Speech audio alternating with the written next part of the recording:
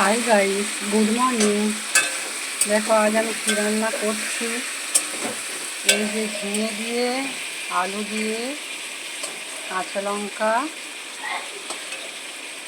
দিয়ে, পাঁচফোড়ন দিয়ে ট্যাংরা, দেশি ট্যাংরা, এই দেশি ট্যাংরা ভেজে রেখে দিয়েছি। দেশি ট্যাংরার ঝোল করব।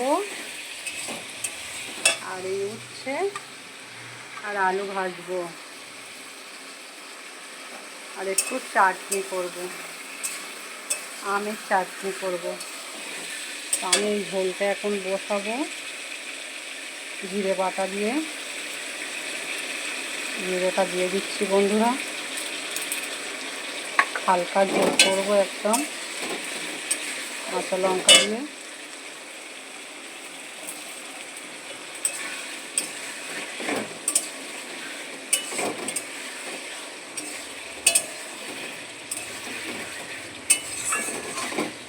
আমার এটা কষানো হয়ে গেছে, এবার আমি জল ঢেলে দেবো বন্ধুরা।